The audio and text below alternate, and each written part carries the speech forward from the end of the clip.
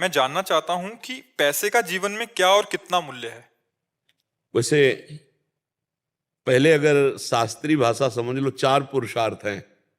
पहला है धर्म, फिर है अर्थ, फिर है काम, फिर है मोक्ष। धर्म से कमाए हुए धन का महत्व है कामनाओं की पूर्ति के लिए, लेकिन पहले धर्म है। धर्म से अर्थ कमाए और धर्म पूर्वक चलने वाली कामनाओं की पूर्ति में लगाए तो अर्थ का बहुत बड़ा महत्व है। और अर्थ अपने परिवार का पोषण, अपने शरीर का पोषण, ये दूसरे। और सबसे पहले अर्थ का सो धन धन्य प्रथम गति जाकी। कहीं उसको कोई दूसरा बीमार है, कोई दूसरा ऐसा जिसकी कोई सेवा करने वाला नहीं, अगर उसमें अर्थ लग जाए तो वो प्रथम लग गया, वो धन्य हो गया। परहित में जो लगा हुआ धन है, हाँ, उससे बड़ा कोई धर्म नहीं होता। परहित से इस धर्म नहीं भाई। तो जो दूसरों की सेवा में धन लगाया जाता है वो नंबर एक का, और फिर जो अपने परिवार की सेवा में, वो पद्धति दूसरे नंबर पे आ जाती है। पर वो धर्म पूर्वक कमाया हुआ धन, धर्म पूर्वक। अगर अधर्म शब्द है तो फिर वो धन नाशकारी होगा, क्योंकि अधार्मिक पुरुष की कामनाएं अधार्मिक ही होती हैं और उनमें खर्चा किया हुआ धन दुर्गति को प्रदान करने वाला होता है। पहले धर्म, फिर है अर्थ, फिर है कामना की पूर्ति, काम, और फिर है मोक्ष।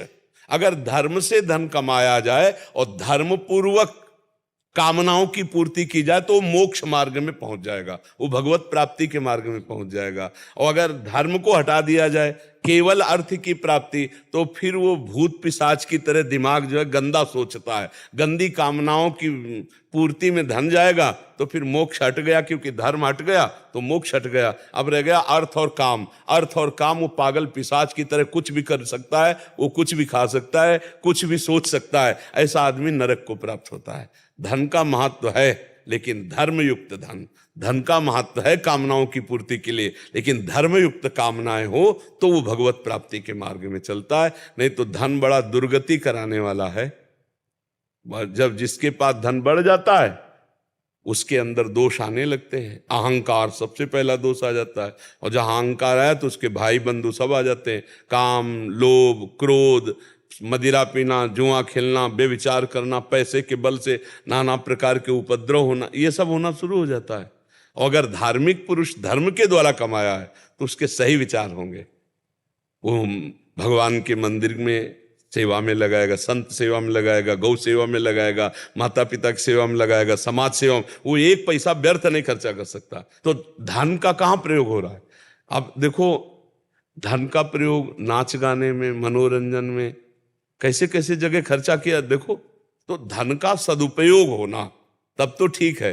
धन का दुरुपयोग होना नाम के लिए, कह दे भाई नाम के लिए ना, भगवान के लिए, जो भगवान के लिए दिया जाता है सो धन धन्य प्रथम गति जाती। परोपकार के लिए दिया जाता है। अर्थ की सार्थकता है, हाँ, संत महात्माओं की सेवा, गौ सेवा, गरीब जनों की सेवा, बीमार जनों की सेवा, माता पिता की सेवा, परिवार की कामनाओं की पूर्ति करते हुए उनको सुखी रखना। धर्म पूर्वक धन कमाया जाए और धर्म में ही खर्चा किया जाए, वो धन आदरणीय है। हाँ, और वो धन जो मदिरापान, बेविचार, इस तरह के गंदे आचरणों में लगाना हमें लगता है कि ठीक नहीं है।